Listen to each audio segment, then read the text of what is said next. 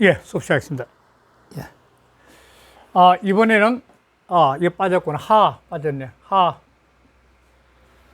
계산 하 8장을 하게 됩니다.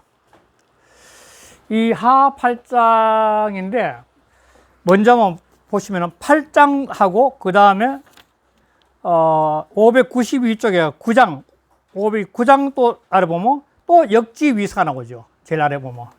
9장도. 그러고, 10장. 예, 10장도, 595조. 10장도 가면 또 역지위사가 나오죠. 그래서 3번 나옵니다. 역지위사가. 그러니까, 그렇다면은,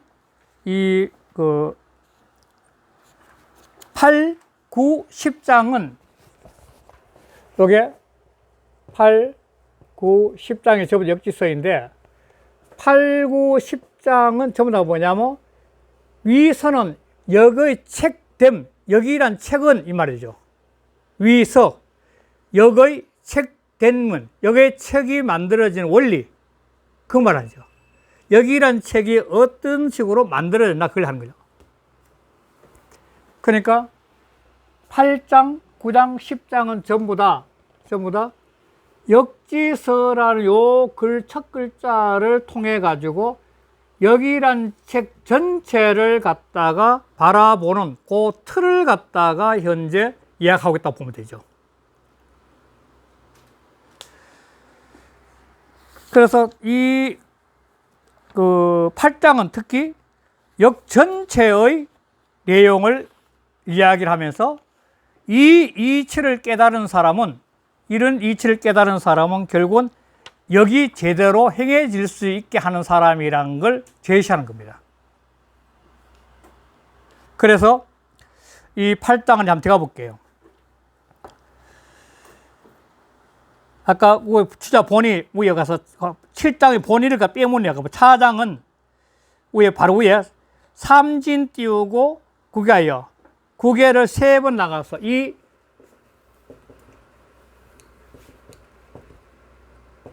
진짜를 같이 써 상관없다고 봤던 건데, 나가서 이명 띄우고 처 띄우고 우한지 띄우고 도하라.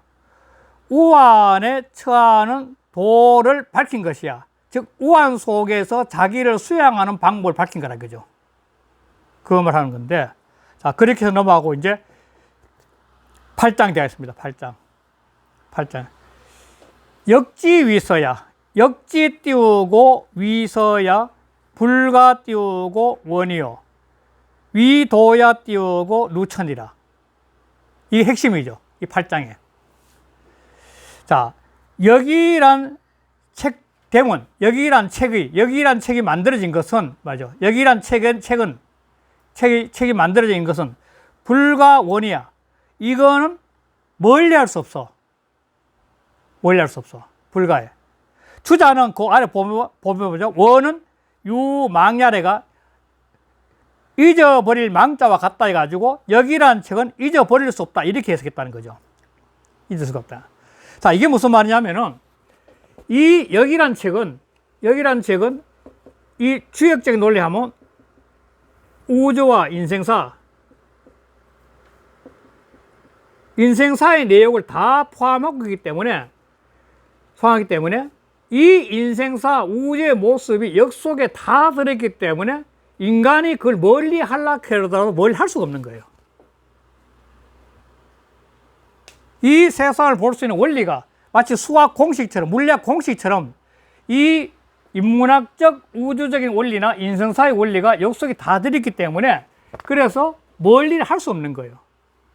또는 주자 말로 하면 잊어버릴 수 없는 거예요. 그러니까 인생사니까 바로 삶이니까 이게 바로.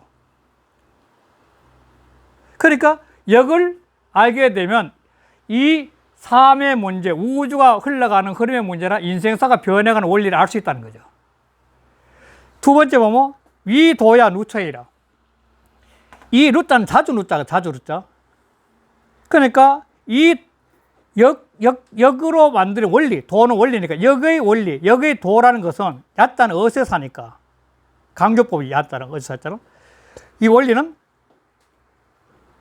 누천이라 자주 옮겨 다닌다는 것은 자주 변하는 거죠. 64개 384유는 인간의 삶이 변한, 이 순간도 변하고 있는 거예요. 이 순간순간 변하는 이치가 다 들어있는 거예요. 그러니까 그 역의 이치가, 역의 이치의 다시 말하면 역의 이치의 원리는 늘 변하고 있다는 거예요. 역의 이치가 드러내고 있는 그 원리는 늘 변하고 있다는 거예요. 그 사람이 멀리 할 수 없지만도 또 늘 변화하는 원리가 들어있는 거죠. 그 속에는. 자, 그래서 변동 띄우고 불가요. 자, 끊임없이 변하고 움직여 다녀. 이게 이 건기 같으면 이게 계속 초부터 시작해가지고 상까지인데 이게 계속 이게 변해가는 거니까 이게 64개 384효가 끊임없이 이렇게 변하는 원리를 한 거죠. 늘 변해요. 그래서 불가는 뭐냐면 머무를 것자인데 한 곳에 머물러 있지 않다는 거예요. 주역의 이치는 늘 변해가는 원리를 통해 가지고 있지, 한 곳에 머물러 있지 않아. 그러니까 인생사도 잠시도 머물러 있지 않거든. 계속 변하는 거죠. 심지어는 지구 자체도 끊임없이 있고 우주 자체도 늘 변하고 있는 거죠. 머물릴 수는 없죠. 주류 띄우고 육화요. 육화라는 것은 쉽게 해서 이렇게 따지면은 동서남북이죠. 동서남북. 이 동서남북에다가 그럼 상, 하. 그래, 육화는 뭐냐면 결국 우주예요. 우주예요. 육화라는 것은. 동서남북과 사방이 육화예요. 육화에 두루두루 흐르고 있어. 다시 말해 주역의 이치는 이 우주의 자체의 변화의 흐름이 다 들어있다는 겁니다. 우주가 끊임없이 변화가는 원리가 바로 주역의 이치 속에 다 들어있다는 거예요. 그래서 그걸 갖다가 이 64개 384에 다 담았다는 거죠.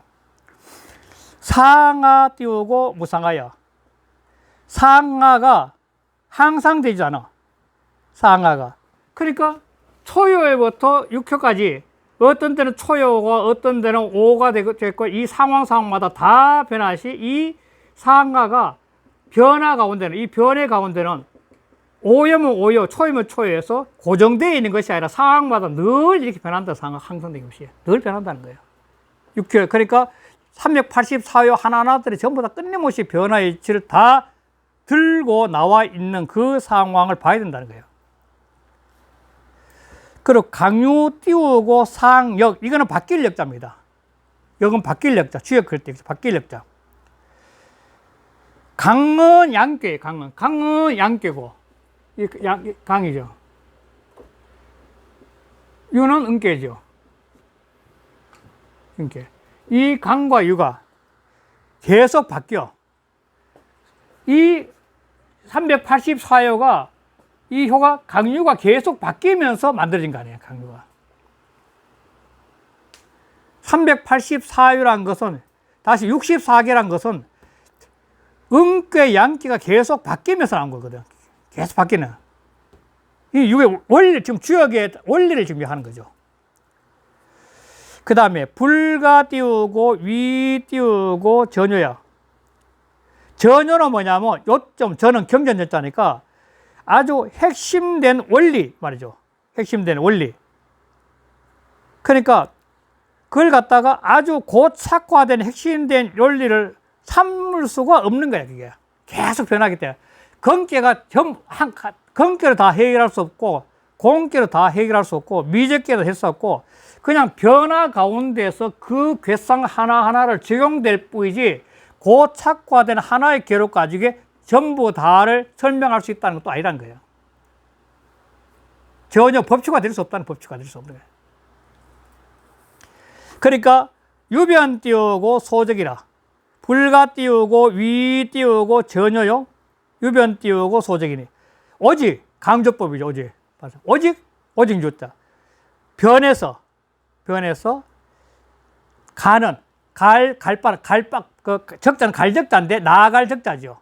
오직 주역은 이 순간에 지금 내가 존재한다면 주역의 이치는 미래, 오직 나가는 바에서 내가 선택할 이치가 다 들어있는 거죠. 오직 변화가 나아가는 바야. 오직 나아가는 바에 있는 거야.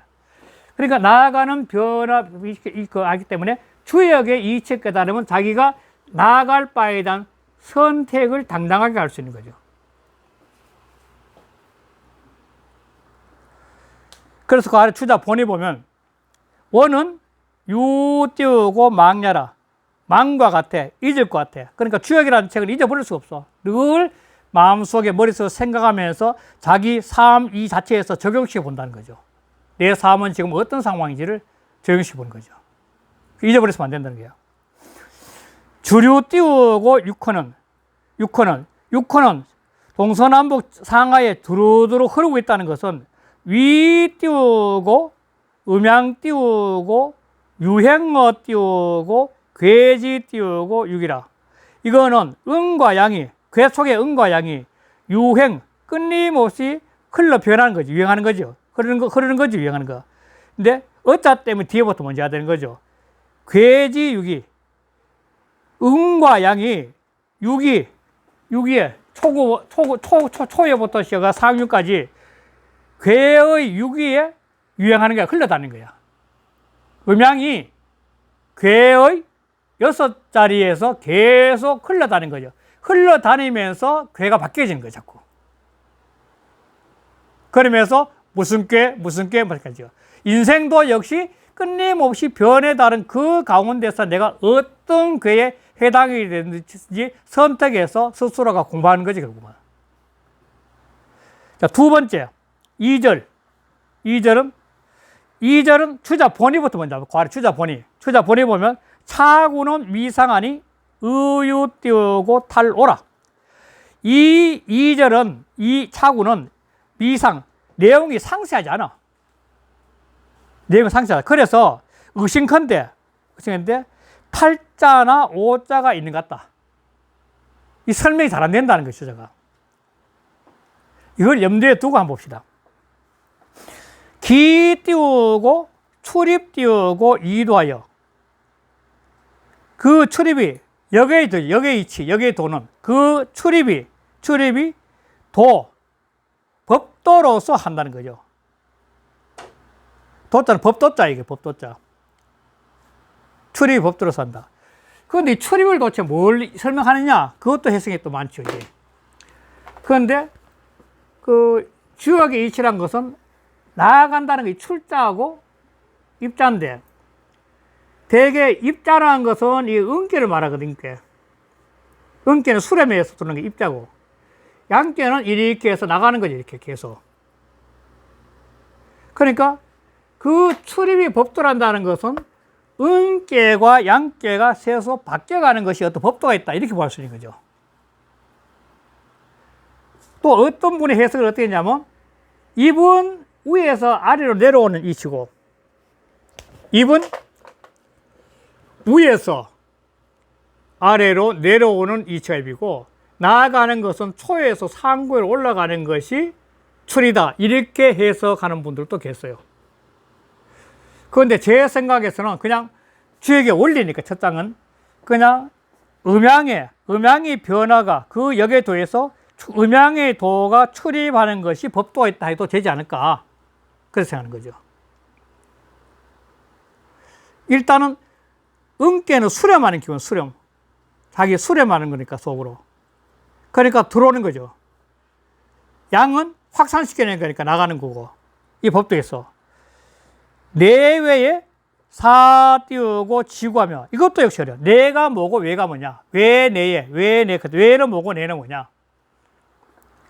그래서 이것도 역시 두 해석이 다양한데, 그중 하나가 외라는 것을 때 괴 중에 또 사묘가 여기 외괴고, 요 아래에 있는 사묘가 내괴야. 그래서 내께 외께 이렇게 해석하는 게 좋지 않을까 하는 해석이 가장 많아요, 실은. 그렇지 않고 해석하려면은 사람이 바깥을 나가서 행동해야 될 때도 있고, 그 다음에 집에서 공부해야 될 때도 있어가지고 내외로 하는데, 그러면 앞에 양요, 음요로가 출입을 이야기했을 때 그 뒤에 내외하고 연결이 잘 안 돼요. 그렇잖아요. 그러니까 앞에 출입은 양요, 음요로가 이야기했고, 뒤에 외, 내는 그 세 개 효, 이제 하나가 아니고 세 개 효로서 이야기했다는 것이 더 흐름이 원만하지 않을까 싶어서 저는 외께와 내께에 외께가 말하는 이유. 그러니까 이 대개 이해하면은 이게 뒤에 또 나오지만도 학교로 말하면 내께 같은 경우, 내께는 뭐냐면 이게 공부할 때예요, 공부. 쉽게 하면 내께는. 외께는 뭐냐면 사회에 진출할 때, 사회에 진출할 때, 사회 초년생 쉽게 해서 그 다음에 회사에 사장이 됐다가 마지막에 이제 물러나는 거, 이렇게. 요거는 초등학교, 뭐, 중고등학교, 대학교 하듯이. 그러니까 이 내께에서 공부할 때나 외께 사회 활동할 때나 그것 때는 뭐냐면 하여금 늘 자기로 하여금 자기 자신을 그러면 지구, 두려움을 알게 한다는 거야. 주역에 음양 변화가 일어나는 이치 속에서 육조가 내께 외께 흘러가는 변화를 알면서 사람은 자기 자신 속에서 늘 두려움을 알아야 된다는 건데, 이 두려움을 안다는 그 자체는 어떤 뜻이냐면, 그럼 자기가 깨어 있어야만이 가능해요. 자기가 깨어 있어야만이. 이게 자기가 깨어 있어야 되는데, 각을 해야 되는데, 눈이 열려 있어야 되는데, 다시 말해서 좀 표현이 이상할지 모르지만 내가 공부할 때나 사회 나왔을 때나 보이지 않지만도 하나님이 계시다면 내가 공부 안 하고 노는 걸 갖다가 이거 하나님이 내보고 이놈 그게 뭐라 그러지 않을까? 그건 두려움을 아는 거죠. 자기가 깨어있기 때문에 이 두려움을 알게 되면은 내의 상태나 외의 상태나 함부로 못 산다는 겁니다. 사회에 나가서 살더라도, 바깥에 나가 살더라도 끊임없이 내가 회사를 좋은 일 해야 되는데, 요즘 우리나라에 그 반도체 작전을 뭐 좋은 자료 뻐가지고 다른 데 가서 큰 돈 고 팔아먹으면서 하는 그런 얄팍한 꾀를 갖다가 내지 못하는 게 뭐냐면 지구 때문이죠. 두려움을 안다는 건 자기 속에 내재하고 있는 진리, 자기 속에 내재하고 있는 하나님과 다이렉트로 통했을 때 인간이 갖고 있는 그런 마음이 지구거든요. 가지 어긋나게 못 산다는 거야. 하나님 품에 어긋나게 못 산다는 거지. 이렇게 이해하게 되면 그 앞에 2절에 와서는 바로 일효가 갖고 있는 출입의 법도, 즉 양계와 음계가 갖고 있는 출입의 법도와 그 다음에 내계, 외계에 갖고 있는 상황을 통해서 의식이 깨어 있으면은 자기가 자기 자신을 바라보는 내적 관점에 힘이 생기지 않을까 하는 거죠. 깨어난 힘이. 그걸 이야기했다 봐야 된다는 거예요. 그래서 주작 본인은 다시 한번 보면 아까 차고는 미상하니 의여타루라. 이 구절은 뭐 상시하죠. 그래서 의심컨대 탈자는 오자가 있는 것 같다 이렇게 했는데, 이렇게 해석해도 가능하지 않을까 하고 저는 해석한 겁니다. 그 다음에 주역의 괴란 것이, 주역의 책이란 것이, 주역의 책은 뭐가 또 들어있냐면은, 이 주역 책은 100% 좋다는 이야기 없습니다, 항상. 앞으로 주역책 공부해보면 알지만, 주역책에 나오는 내용은 끊임없이 삶의 번뇌, 망상들 같은 고통스러운 힘든 일이 쫙 나열 때 있다고요. 그리고 그 상황 속에 어떻게 하면 그것을 극복할 수 있는지 그런 이야기도 많이 되어 있는 거죠. 그래서 그 다음 3절에 보면 우 띄우고 명어 띄우고 우한여 띄우고 고라. 이거는 어자 때문에 뒤에부터 먼저 해야 되겠죠. 여자는